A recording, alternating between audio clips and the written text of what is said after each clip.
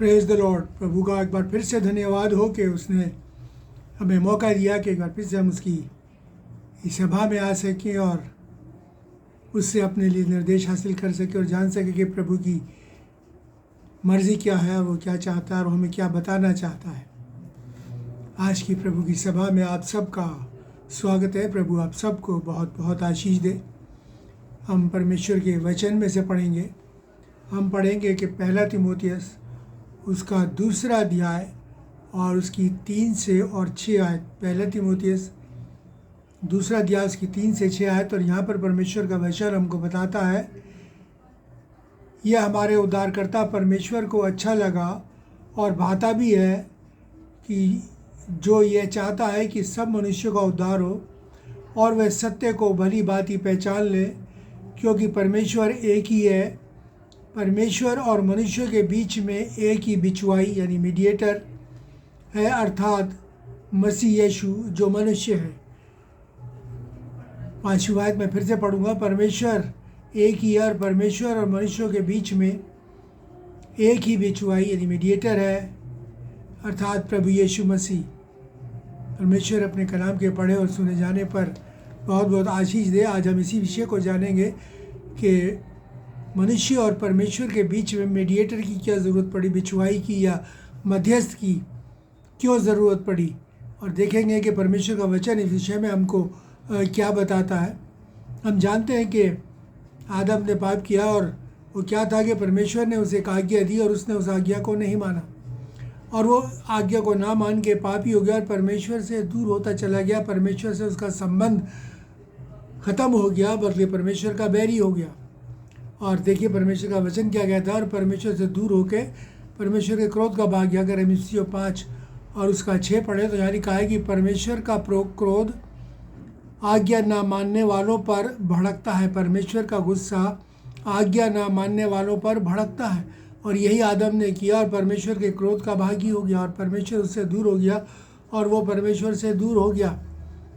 और इसीलिए मनुष्य जो था वो बिल्कुल ऐसा हो गया कि असहाय, और परमेश्वर को जानता था वो और परमेश्वर को वो ढूंढने लगा, लेकिन ढूंढने के लिए उसने खोज में करा किया कि वो परमेश्वर को अपनी विधि नियमों के अनुसार, अपनी भावनाओं के अनुसार वो परमेश्वर को ढूंढने लगा, अपनी मन की स्थिति के अनुसार उसको ढूंढने लगा, लेकिन उसने परमेश्वर को परमेश्वर के विधियों और नियमों के अनुसार नहीं ढूंढा और इसीलिए वो परमेश्वर दूर होता चला गया और भटकता चला गया। और किस तरीके से भटक गया मैं आपको सामने पढ़ूंगा। रोमियो की पुस्तक रोमियो की पत्री पहला उसका बाब और उसके 21 से और 23 आयत। रोमियो 1 और उसकी 21 से 23। और यहाँ पर खुदा का कलाम हमको बताता है, यहाँ पर लिखा है, इस कारण परमेश्वर को जानने पर भी, यानी परमेश्वर को जानता था, जानने पर भी उन्होंने परमेश्वर के योग्य बढ़ाई और धन्यवाद नहीं किया। परमेश्वर की इच्छा के अनुसार नहीं जिया, व्यर्थ विचार करने लगे, यहाँ तक कि उनका निर्बुद्ध मन अंधेरा हो गया, क्योंकि वो परमेश्वर से दूर हो गए, उस रोशनी से दूर हो गए, अब अंधेरा हो गया और वे अपने आप को बुद्धिमान जताकर मूर्ख बन गए और अविनाशी यानी कि नाश होने वाले परमेश्वर की महिमा को नाशवान मनुष्य, पक्षियों, चौपायों और रेंगने वाले जंतुओं की मूरत की समानता में बदल डाला। मूर्ख हो गया और वो फिर किस्मत बदल लिया। किसी को पेड़ों पौधों में परमेश्वर दिखने लगा जिससे उसे डर गया, किसी को पहाड़ों पे दिखने लगा, पहाड़ ऐसे लगने लगे, किसी को मानने लगा, कोई किसी को मानने लगा, सूरज चांद सितारों को मानने लगा। लेकिन जिसने इस सब को बनाया उसको नहीं माना, उससे वो दूर गया, इसीलिए वो भटक गया। यहाँ पर लिखा है कि और वो जो था परमेश्वर से भटक गया। और परमेश्वर ने ये सब चीज़ें, सूरज चांद सितारे, सब चीज़ें जो जानवर जितने भी दिए हैं, इस सब को परमेश्वर ने मनुष्यों के अधीन किया था। लिखा है कि इन सबको अपने अधिकार में ले लो। और क्या हुआ क्या कि परमेश्वर उन्हीं के अधीन हो गया, उन्हीं का गुलाम बन गया और परमेश्वर को ये बिल्कुल भी अच्छा नहीं लगता था, क्योंकि परमेश्वर को छोड़ने के बाद वो परमेश्वर के बच्चे हैं, हम उससे अलग हो गए। देखिए सपनिया और उसका 3 और 7 हमको बताता है कि किस तरीके से दूर होने के बाद क्या होता चला गया। यहाँ पर लिखा है कि सब प्रकार के बुरे काम यत्न से करने लगे, यानी कि प्लान करके करने लगे। यत्न का मतलब कोशिश करने लगे कि हम हर काम बुराई करने के लिए उन किसकी बुराई करे उसकी योजना बनाने लगे कि इसको कैसे इसको ठग सकते हैं, इसका मर्डर कर सकते हैं, इसको नीचे गिरा सकते हैं, इसको लूट सकते हैं, इसको कसोट कर सकते हैं। ये सब कामों को प्लान, और आज भी ऐसे ही हो रहा है, लोग बुराई को प्लान करके अंजाम देते हैं। यही लिखा है यहाँ पर कि वो यतन से उसकी कोशिश करने लगे। यतिन का मतलब है कि वो कोशिश करना क्या चाहिए था, कोशिश करनी चाहिए थी भले कामों की को खोजने की, परमेश्वर को खोजने की, लेकिन करने क्या लगा, परमेश्वर से दूर होकर बुराई को, हर किस्म की बुराई को खोजने लगा। और वो बुराई को खोजते खोजते और बुराई की तरफ बहुत ज़्यादा बढ़ गया। और देखिए खुदा का कलाम हमको क्या बताता है, यहाँ लिखा है यिर्मयाह 5 और उसकी 28 में लिखा है कि बुरे कामों की वो सीमा यानी हद लांघ गए, बुरे कामों की वो सीमा लांघ गए, मतलब पार कर गए। बुरे कामों की इतने बुरे हो गए कि उनकी सीमा लांघ गए। मतलब एक सीमा तक तो ये है कि अक्सर खुदा वो करता है, लेकिन फिर भी उसके बाद वो इतनी आगे बढ़ गए बुराई में कि जो परमेश्वर ने विधियों नियम ठहराए थे उससे भी बहुत आगे, और एक घिनौनी हरकतें करने लगे। वो घिनौनी हरकतें मैं आपको बता दूं क्या आने लगे, जैसे कि आजकल चलता है, पहले बोला लिव इन रिलेशनशिप में रहने लगे। समलैंगिकता का हम जानते हैं कि किस तरीके से आजकल लोग इसके शिकार हुए जा रहे हैं, होमोसेक्सुअलिटी के। फिर उसके बाद हम यहाँ पर देखते हैं कि एक्स्ट्रा मैरिटल अफेयर्स जो बाइबल में बिल्कुल सख्त मना है। परमेश्वर का वचन, परमेश्वर इन चीज़ों से लिखा है कि वो घृणा करता है। और तो और कितना गिर गया इंसान कि वो जानवरों के साथ भी संबंध बनाने लगा। ये सब बातें बाइबल के अंदर लिखी हैं, मैं आपको बताना चाहता हूँ। और इस तरीके से वो इतनी ज़्यादा बुराई के अंदर चढ़ गया। मैं आपको इसीलिए बता रहा हूँ कि अंत का समय है और शैतान जो है वो लोगों को भरगाने में लगा, और मेरे और आपको बहुत ही चौकसी के साथ इस अंतिम समय में जीना है, क्योंकि ये बुराई की तरफ से देखा जाता है बहुत ही ख़तरनाक समय है।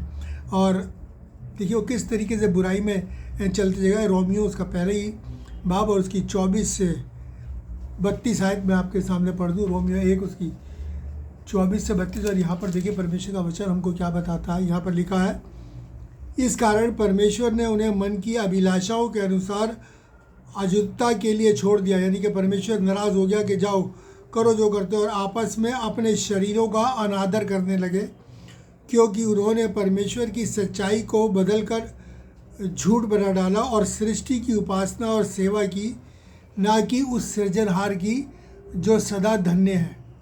परमेश्वर की नहीं बल्कि किसकी सृष्टि। जैसे मैंने आपको कहा ना कि दुनियावी चीज़ों की इबादत करने लगे, और इसलिए परमेश्वर ने उन्हें नीच कामनाओं के वश में कर दिया।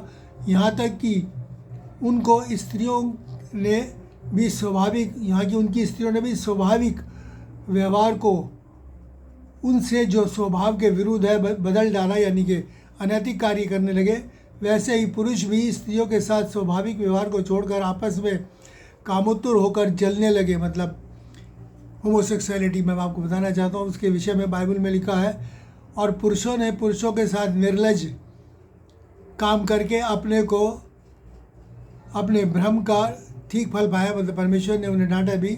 जब उन्होंने परमेश्वर को पहचानना ना चाहा तो परमेश्वर ने भी उन्हें उनके निकम्मे मन पर छोड़ दिया कि वे अनुचित काम करें। इसलिए वह सब प्रकार के अधर्म, दुष्टता, लोभ, बैरभाव से भर गए, डहा, हत्या, झगड़े, छल, ईर्ष्या से भरपूर हो गए, चुगलखोर, बदनाम करने वाले, परमेश्वर से घृणा करने वाले, दूसरों का अनादर करने वाले, अभिमानी, डींगमार, बुरी बुरी बातों के बनाने वाले, गढ़ने वाले, माता पिता की आज्ञा ना मानने वाले, निर्बुद्ध, विश्वासघाती, माया रहित और निर्दयी हो गए। और वो तो परमेश्वर की यह विधि जानते थे, लेकिन फिर भी उन्होंने मृत्यु के दंड के योग्य काम किया। इस तरीके से परमेश्वर से वो अलग हो गए और बुराई की सीमा पार कर गए। अब मनुष्य जो था वो परमेश्वर का बनाया हुआ था, वो बुराई की तरफ बढ़ने लगा। मैं इन बुरे कामों का जो आपको दिया है, मैं आपको बाइबल से 2 रेफरेंस पवित्र वचन से आपको देना चाहता हूँ, और मैं चाहता हूँ कि इन 2 रेफरेंस को आप ज़रूर घर पे पढ़ें। उसमें बहुत विस्तार से इन तमाम संबंधों के, अनैतिक संबंधों के विषय में दिया गया है। और अगर आप जानेंगे तो ये हमारे और आपके लिए अच्छा होगा कि हम चौकसी के साथ अपना जीवन व्यतीत करेंगे। लेवी व्यवस्था 18:1 से 30, लेविटिकस 18 वर्स 1 to 30। और इसी तरीके से व्यवस्था विवरण 27 और 15 से 26, ड्यूटोनॉमी 27 वर्स 15 to 26, लेव्य व्यवस्था 18 1 से 30, व्यवस्था विवरण 27 15 से 26। और ज़रूर पढ़ें, मैं आपको चाहूँगा, क्योंकि ये बहुत बड़े हैं, इसको मैं आपके सामने रख नहीं सकता, लेकिन जो छोटी बातें थी वो मैंने जो संक्षेप में बाइबल थी वो आपके सामने रख दी। आप विस्तार से इसमें जान सकते हैं। और फिर क्या हुआ कि जब परमेश्वर से मनुष्य दूर होता चला गया, तो परमेश्वर ने मनुष्य पर दृष्टि की और उसकी तरफ देखा कि वो किस तरीके से उसे बचा सकता है।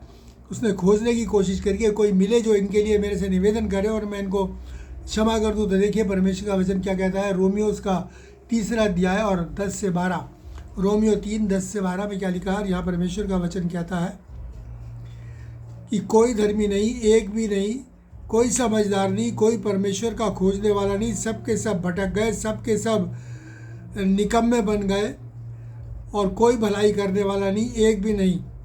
उनका गला खुली कब्र है और उन्होंने अपनी जीभों को ऐसा किया और अपने होठों को सांपों के विष सा बना दिया। मतलब ये कि जहरीले हो गए वो लोग, मुंह से गंध बकने वाले, हमेशा बुराई करने वाले और बुराई निकलने वाले, ये परमेश्वर के वचन में लिखा। और जब परमेश्वर ने जो मनुष्य को बनाया तो उसमें तरस भी खाया। वो नहीं चाहता था, वो अपने लोगों को, अपने बनाई हुई बेटे और बेटियों को, मनुष्यों को नहीं चाहता था कि वो नाश हो। और इसलिए परमेश्वर ने खुद उनका परमेश्वर ने मनुष्य के प्रेम से भर कर और मनुष्य के उद्धार का, परमेश्वर के छुटकारे का, मनुष्य के छुटकारे का, नजात का इंतज़ाम किया कि किसी तरीके से मनुष्य नाश ना हो बल्कि वो बचाया जाए। किस तरीके से उसने ये छुटकारा मेरे और आपको दिया, क्योंकि देखें यशाया उसका 59 और 16 अध्याय 16 पद, वहाँ पर क्या लिखा है, 16वीं आयत में यशाया 59 और 16 में क्या लिखा है। यहाँ पर लिखा है कि उसने देखा, यानी परमेश्वर ने देखा कि कोई विनती करने वाला नहीं, तब उसने अपने ही बजूबल से उद्धार किया और अपने धर्मी होने के कारण संभल गया। अपने बजूबल यानी कि परमेश्वर की जो भुजा है, दाहिनी भुजा, वो प्रभु यीशु मसीह है। और उसने देखा कि कोई भी नहीं है विनती करने वाला, एक भी नहीं है जो मुझसे यूँ कहे कि इन्हें माफ़ कर। परमेश्वर जो है स्वर्ग परमेश्वर का है, पृथ्वी उसने मनुष्य को दी है और यहाँ पर सारे काम मनुष्यों के द्वारा करता है। और इसीलिए परमेश्वर ने प्रभु यीशु मसीह को मनुष्य बने के रूप में यहाँ पर भेजा ताकि हमारा उद्धार हो। और अपने बजूबल से ये है कि हमारा सबका उद्धार किया। और देखिए इफिसियों और उसका 2 और 13 से 19, इफिसियों 2 और 13 से 19 में परमेश्वर का वचन और हमको क्या बताता है। यहाँ पर लिखा है, पर अब मसीह यीशु में तुम जो पहले दूर थे, मसीह के लहू के द्वारा निकट हो गए, क्योंकि वही हमारा मेल है जिसने दोनों को एक कर लिया और अलग करने वाली दीवार को बीच में से ढा दिया और अपने शरीर में बैर अर्थात व्यवस्था की जिनकी आज्ञा विधियों पर थी मिटा डाला और दोनों को अपने में एक नया मनुष्य उत्पन्न करके मेल करा दिया और क्रूस पर बैर का नाश करके इनके द्वारा दोनों को एक देह बनाकर परमेश्वर से मिला दिया। उसने आकर तुम्हें तो जो दूर थे उन्हें और जो निकट थे दोनों का मेल मिलाप का सुसमाचार सुनाया, क्योंकि उसी के द्वारा दोनों की एक आत्मा में पिता के पास पहुंच होती है। इसलिए तुम अब विदेशी मुसाफिर नहीं रहे, परंतु परमेश्वर के संगी, स्वदेशी और परमेश्वर के घराने के हो गए। वो बैर जो था प्रभु यीशु मसीह ने मिटा दिया सलीब पर कुर्बान हो गए। मैं पहले भी बहुत बार ये बात बता चुका हूँ कि उसने हमारे पापों को धो दिया, उसके लहू के द्वारा हमारे पाप धो गए। उसके शुद्ध और पवित्र लहू के द्वारा जो है हमारे तमाम पाप जो है वो धुल गए और हम जो शुद्ध और पवित्र हो गए। परमेश्वर ने जो था प्रभु यीशु मसीह के द्वारा हमारा मेल करा दिया। प्रभु यीशु मसीह को हमारा मीडिएटर करके इस संसार में भेज दिया। आप देखिए परमेश्वर का वचन आगे क्या कहता है। 1 कुरिन्थियों 1 और 17 में लिखा है, जो प्रभु की संगति करता है वो उसके साथ एक आत्मा होता है। अभी जो हमने पढ़ा उसमें भी यही लिखा है कि दोनों को एक आत्मा कर दिया। और यहाँ पर लिखा है, जो प्रभु यीशु मसीह की संगति करता है, अब यानी प्रभु यीशु मसीह पर विश्वास लाता है, वो उसके साथ और परमेश्वर के साथ एक आत्मा हो जाता है। हमारी उसकी आत्मा हो जाती है, क्योंकि हम शुद्ध और पवित्र हो जाते हैं। जैसा पवित्र आत्मा जो है हमको बताता है कि हम परमेश्वर पिता की और हमारी आत्मा एक हो जाती। कितनी बड़ी बात है जो प्रभु यीशु मसीह के कुर्बानी के द्वारा, उसके लहू के द्वारा इस पापी मनुष्य के लिए परमेश्वर ने इतना बड़ा इंतज़ाम किया कि हम एक आत्मा परमेश्वर के साथ हो जाते हैं। परमेश्वर पवित्र आत्मा है, पवित्र आत्मा के साथ हम एक आत्मा हो जाते हैं। प्रभु इस बरकत को हम सब को दे, हमको तौफीक और ताकत नायत फरमाए कि हम सब प्रभु यीशु मसीह को एक्सेप्ट करें, ताकि परमेश्वर के साथ हम एक आत्मा होता है और परमेश्वर की वाणी हमारे मुख से निकले, बुरी बात हमारे मुंह से निकले। हमारे मुंह का जो विष है ज़ुबानों का, और वो है वो प्रभु यीशु मसीह के लहू के द्वारा भस्म हो जाए, नष्ट हो जाए। और देखिए परमेश्वर का वचन और हमको क्या कहता है, किस तरीके से उसने एक किया। ये वचन में लिखा है यूहन्ना 17 उसकी 21 से 22 आयत। यूहन्ना 17 उसकी 21 से और 22 में आपके सामने पढ़ूँ। यहाँ पर लिखा है, प्रभु यीशु मसीह कहते हैं कि वे सब एक हो, जैसा हे पिता तू मुझ में और मैं तुझ में हूँ, वैसे ही वे भी हम में हो, जिससे संसार विश्वास करे कि तूने ही मुझे भेजा है। और वह महिमा जो मैंने तुझे दी थी वो वैसे ही दी थी कि वो वैसे ही एक हो जैसे हम आपस में एक हो। मतलब जैसे पिता और पुत्र एक है, वो पिता में से निकल के आया प्रभु यीशु मसीह, इसी तरीके से वो चाहता है हम भी एक हो जाएं। हम प्रभु यीशु मसीह विश्वास करके या उसके लहू के द्वारा शुद्ध हो गए, हम भी एक हो जाएं। और ये इस तरीके से प्रभु यीशु मसीह को भेज के हमारे और बीच में उसने एक मीडिएटर को लेके आया, ताकि हमारा जो संबंध है, जो बैर भाव था, वो ख़त्म हो।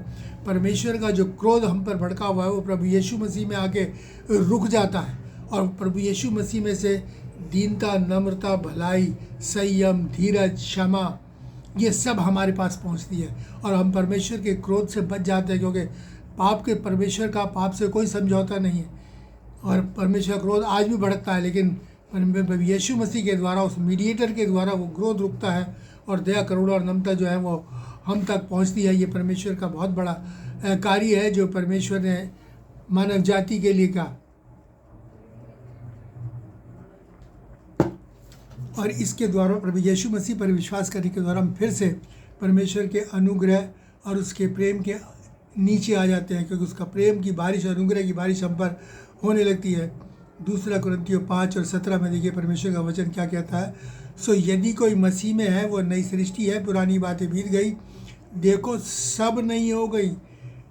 जो मसीह यीशु में यानी प्रभु यीशु मसीह पर विश्वास रखता है, अब वो नई सृष्टि है। पुरानी जो बातें हमारे थी, पाप में वो स्वभाव था, वो सब खत्म हो जाता है। और वो कहता है कि देखो सब नई हो गई। हम मनुष्य एक नए मनुष्य हो गए, एक पवित्र सिद्ध मनुष्य हो गए, परमेश्वर के ग्रहण योग्य हो गए। और उसने हमारा नरक के द्वार को हमारे लिए बंद कर दिया। नरक के अधिकार को, नरक का हमारे ऊपर कोई अधिकार नहीं है, किसी किस्म का भी कोई अधिकार नहीं है। नरक को उसने हमसे इतनी दूर कर दिया जितने पूरब से और पश्चिम दोनों ऑपोजिट डायरेक्शन में, इस तरीके से उसने नरक को मेरे और आपकी ज़िंदगियों से दूर कर दिया। मौत के साए को हमारे ऊपर से हटा दिया। और देखिए कि परमेश्वर का वचन क्या कहता है, मत्ती 16:18 में लिखा है कि प्रभु की कलीसिया अर्थात लोगों पर अधोलोक यानी नरक के फाटक प्रबल नहीं होंगे, काबिज नहीं होंगे। यानी कि अब जो प्रभु यीशु मसीह में है उस पर नरक के फाटक काबिज नहीं होंगे। क्यों काबिज नहीं होंगे? क्योंकि प्रभु यीशु मसीह ने सलीब के ऊपर अपना बलिदान देकर हाथ फैला के उस नरक के द्वार को ब्लॉक कर दिया, रोक दिया उस नरक के द्वार को। क्योंकि अब जो प्रभु यीशु मसीह में है वो नई सृष्टि है, उनका संबंध जो है सीधा पिता परमेश्वर से होता है और स्वर्गीय राज्य से हो जाता है, और हम स्वर्गीय राज्य के अधिकारी बन जाते हैं। यही हमारी 3:16 से मैं अक्सर अपने वचन में आपके सामने शेयर करता हूँ, यूहन्ना 3:16, कि परमेश्वर ने संसार से ऐसा प्रेम किया कि उसने अपना इकलौता पुत्र यानी प्रभु यीशु मसीह को दे दिया, कि ताकि जो कोई उस पर विश्वास करे वो नाश ना हो बल्कि हमेशा की ज़िंदगी पाए। उसने हमेशा की हमको ज़िंदगी दे दी, क्योंकि परमेश्वर अविनाशी है, वो जीवित है और हमेशा रहेगा। और हम जो उसके साथ एक आत्मा हो जाते हैं तो हम भी हमेशा ज़िंदा रहेंगे, परमेश्वर के साथ साथ सदा सर्वदा युगो युगान हम लोग ज़िंदा रहेंगे। ये बड़ा वरदान है जो प्रभु यीशु मसीह के द्वारा, उस मीडिएटर के द्वारा मेरे और आपको मिला। अब देखिए कि परमेश्वर का वचन और क्या बताता है। प्रेरितों के काम उसका 4 और 12, प्रेरितों के काम उसके 4 और 12 में क्या लिखा है। यहाँ पर परमेश्वर का वचन हमको बताता है किसी दूसरे के द्वारा उद्धार नहीं, यानी प्रभु यीशु मसीह के अलावा किसी दूसरे के उद्धार नहीं, और कोई दूसरा नाम हमको नहीं दिया गया जिससे कि हम उद्धार पा सकें। कोई दूसरा नाम हमको नहीं दिया गया, केवल प्रभु यीशु मसीह के द्वारा कि हम एक यही नाम है। अब यही हमारे मीडिएटर है जो हमारे और परमेश्वर के बीच में, और इसीलिए हमारे तमाम प्रार्थनाएं, निवेदन सब प्रभु यीशु मसीह के नाम से परमेश्वर पिता के पास पहुंचते हैं। हम जब दुआ मांगते हैं तो हम कहते हैं हम प्रभु यीशु के नाम से मांगते हैं, प्रभु यीशु मसीह के वसीले से हम मांगते हैं। और इस तरीके से जब हमारे निवेदन प्रभु यीशु तक पहुँचते हैं, प्रभु यीशु निवेदनों को पिता के पास पहुँचाता है, हमारा वो मीडिएटर वहाँ पहुँचाता है। और क्या होता है, वहाँ से हाँ और आमीन के साथ हम उस उत्तर को पाते हैं। क्योंकि अगर वहाँ पर शैतान भी एक रहता है जो हम पर दोष लगाता है, ये पापी है, इसको नाश होना चाहिए, ये मेरा है, इसको नरक में जाना चाहिए, तो वहाँ प्रभु यीशु मसीह जो हमारा मीडिएटर है वो क्या कहता है, नहीं, इसकी कीमत, इसके पापों का जो कर्ज था मैंने चुका दिया, अपने लहू से धोखे से साफ़ किया। अब ये पापी नहीं, अब ये मेरा और बेटा और ये मेरी बेटी है। इसलिए मेरे और आपको प्रभु यीशु मसीह के अपने मीडिएटर के पास आना बहुत ज़रूरी है। और इसीलिए हाँ और आमीन के साथ परमेश्वर के पास से हमारे तमाम जवाब आते हैं। और इसीलिए वो मुर्दे ज़िंदा होते हैं, बीमार चंगे होते हैं, लंगड़े चलते हैं, अंधे देखते हैं। ये सिर्फ इसीलिए होता है कि हमारा मीडिएटर हमारी प्रार्थना को, क्योंकि प्रभु यीशु मसीह ने कहा अपने वचन के अंदर यूहन्ना में कि अगर तुम पिता से मेरे नाम से मांगोगे तो वो तुम्हें देगा। इसमें कोई ऑप्शन नहीं, कोई किसी किस्म की कोई ऐसी बात नहीं है कोई शंका वाली कि नहीं ये होगा। प्रभु यीशु मसीह ने कह दिया, वो झूठ नहीं बोलता, ये हमारे लिए हो जाएगा। और ये कार्य हमारे मीडिएटर ने मेरे और आपके लिए किया है। इसीलिए आप परमेश्वर ने मेरे और आपके बीच में प्रभु यीशु मसीह को लेकर आया, ताकि वो हमारा मेल जो है हमेशा बना रहे। प्रभु यीशु मसीह में तो ये लिखा है कि अगर कोई पाप करे तो परमेश्वर के पास हमारा एक सहायक है, अर्थात यीशु मसीह, जो हमारे लिए निवेदन करता। अगर कभी हमसे गलती से पाप किया तो माफ़ी मिलती है। और अगर हमारा मीडिएटर बीच में नहीं होता तो यकीन मानिए कि हम उसी वक्त हलाक किए गए होते, जैसे कि हननी और सफ़ीरा, जिन्होंने परमेश्वर के आत्मा के सामने झूठ बोला और उसी घड़े पति पत्नी दोनों मर गए। परमेश्वर के वचन के अंदर लिखा है। लेकिन अब प्रभु यीशु मसीह तमाम उस क्रोध को रोक देता है और हमारे ऊपर दया करुणा करता है। इसीलिए परमेश्वर के वचन के अंदर लिखा है कि अब, जो कि अभी हमने वचन के अंदर पढ़ा, पहला तीमुथियुस 2 उसका 3 से 6, यहाँ पर लिखा है क्या, कि जिसने अपने आप को हमारे दाम के छुटकारे के लिए दे दिया। यह लिखा है कि जो चाहता है कि सब मनुष्यों का उद्धार हो और वे सत्य को भली भांति पहचान लें, क्योंकि परमेश्वर एक ही है और परमेश्वर और मनुष्य के बीच में एक ही बिचवाई है, अर्थात मसीह यीशु, जिसने अपने आप को हम सब के छुटकारे के लिए दे दिया और उसकी गवाही ठीक समय पर दी गई।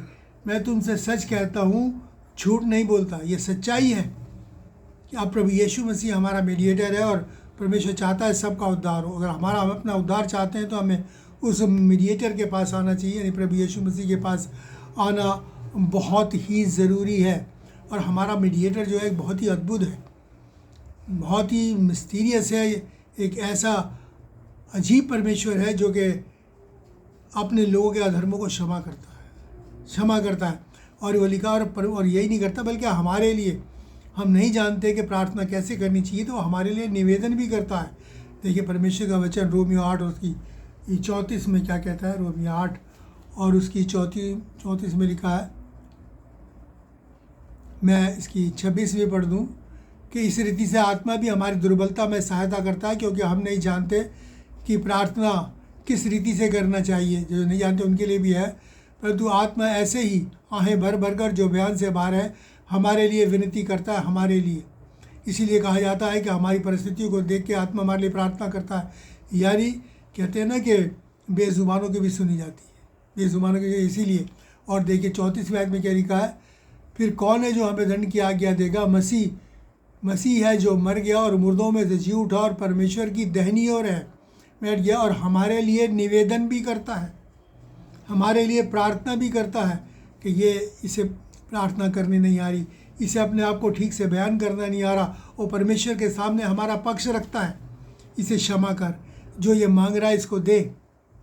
और इस तरीके से हम प्रभु यीशु मसीह में बढ़ते हैं तो साथ साथ परमेश्वर के नज़दीकी में भी बढ़ते चले जाते हैं। धन्य है हमारा मीडिएटर जो हमारे लिए इतने काम करता है, जिसने कि हमारी ज़िंदगी को, जो कि हमारी मुर्दा ज़िंदगी को जो थी हमेशा की ज़िंदगी बख्शी, एक ज़िंदगी मेरे और आपको दे दी, जो कि हम नरक की आग में मरने के लिए जा रहे थे, लेकिन परमेश्वर ने उसकी दिशा मोड़ दी और हमको जस्ट अबाउट टर्न करके स्वर्ग की ओर लेके चला गया।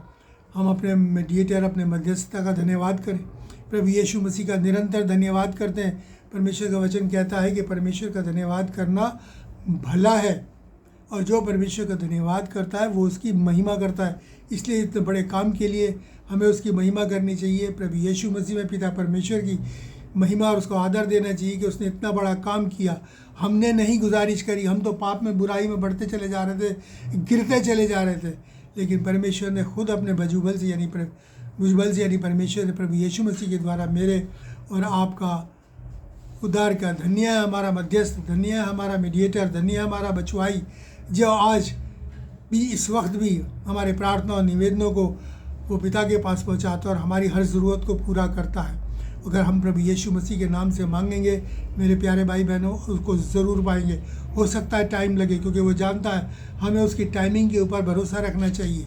वो जानता है कि कब हमें किस चीज़ की ज़रूरत है, हमारे मांगने से पहले जानता है, और हमें वो देगा, और इसलिए हमें उसकी टाइमिंग का ध्यान करना चाहिए। वो कई बार हमें देर करके परखता भी है कि सचमुच में विश्वास में बने रहते हैं या नहीं बने रहते, क्योंकि कई बार लोग ज़रा सी परेशानी आती है तो और बदक जाते हैं, ठोकर खा जाते हैं, लेकिन हमें ठोकर नहीं खानी है। हमें प्रभु यीशु मसीह में अपने मीडिएटर पे बना रहना है, ताकि हम अपनी मुरादों को पा सकें। प्रभु इन वचनों के द्वारा आप सबको बताई से आशीष दे, शक्ति और सामर्थ्य दे कि हम इन वचनों के द्वारा अपने मीडिएटर के नज़दीकी में रहे हमेशा, और तमाम आशीषों और बरकतों को पा सकें। आइए हम दुआ मांगे। महान और दयालु परमेश्वर, तेरा धन्यवाद करते हैं, तेरी स्तुति प्रशंसा करते हैं, तेरे नाम को धन्य कहते हैं प्रभु। और पिता परमेश्वर, तेरा धन्यवाद है कि तूने प्रभु यीशु मसीह में हमारे लिए एक मीडिएटर भेजा, जो आप पिता परमेश्वर हमें प्यारे बाप आसमानी तेरी नज़दीकी में लेके आया, ना सिर्फ नज़दीकी में लेके आया, और अब हमारी निवेदन और प्रार्थनाओं को भी हाँ और आमीन के साथ तू कबूल करवाता है। हाँ प्यारे बाप आसमानी, और हमारे लिए निवेदन भी करता है पिता परमेश्वर, इस धन्य अपॉर्चुनिटी को जो तूने हम पिता परमेश्वर मानव जाति पर तरस खा के दी कि उसको बचाया, उसका पूरा हम लाभ उठाएं पिता परमेश्वर। तमाम मानव जाति प्रभु यीशु मसीह के चरणों में आए और नम्रता, दीनता, भलाई हो, ताकि पिता परमेश्वर इस देश में नहीं बल्कि संसार में सुख, समृद्धि और शांति कायम हो पिता परमेश्वर। क्योंकि प्रभु यीशु मसीह जो हमारा मीडिएटर है वो शांति का राजकुमार है। वो शांति हम सबके हृदयों में कायम हो। सबके लिए आशीष मांगते हुए, सबको प्रभु यीशु के नाम से आशीष देते हुए प्रार्थना प्रभु यीशु के नाम से मांगते हैं, आमीन। अब हमारे खुदावंद यीशु मसीह का फजल, खुदा बाप की मोहब्बत और पाक रूह की रिफ़ाक़त हम सबके साथ और तमाम मसीह ईमानदारों के साथ आपसे लेकर हमेशा तक होती रहे, आमीन। प्रभु आप सबको बहुत आज से आशीष दे। फिर से मैं निवेदन करूँगा कि आप इस वचन को, परमेश्वर के इस वचन को हम शेयर करें, सब्सक्राइब करें, और जितने भी हमारे जानकार हैं, दोस्त हैं, रिश्तेदार हैं, जिसको भी नंबर हमारे पास है, उन सबको शेयर करें, ताकि वो भी इस मीडिएटर के पास होकर अपनी समस्याओं का समाधान पा सकें, अपनी प्रॉब्लम से मुक्ति पा सकें, अपनी प्रॉब्लम, बीमारियों से निजात पा सकें। बहुत सी परेशानियां इंसान के ऊपर होती हैं। कोई लड़ाई झगड़े में फंसा है, कोई मुकदमे में फंसा है, कोई किसी और फाइनेंशियल प्रॉब्लम में फंसा है, कोई बीमारियों में, किसी में। सब का हल प्रभु यीशु मसीह में आपको बताना चाहता हूँ, पूरे ईमान के साथ, पूरे विश्वास के साथ, कि आप उस मीडिएटर के पास आइए, आपकी सारी परेशानियाँ दूर हो जाएंगी। इसलिए ज़्यादा शेयर करके लोगों का भला कीजिए, क्योंकि परमेश्वर का वचन कहता है जो भला करना जानता और नहीं करता वो पाप करता है। तो इसलिए मेरा आपसे निवेदन है कि भलाई करने के लिए परमेश्वर के वचन को, सिर्फ मेरा ही वचन नहीं मैं कहता हूँ, बल्कि जितने भी वचन आपको सुनते हैं परमेश्वर के दास और दासियाँ इसे प्रचार करते हैं, उन सब का वजह अगर आप हो सके तो आप शेयर करें, क्योंकि मैं भी करता हूँ, ताकि लोगों को आत्मिक और शरीर प्राण आत्मा का लाभ मिल सके। प्रभु आप सबको आशीष दे। Thank you, God bless you.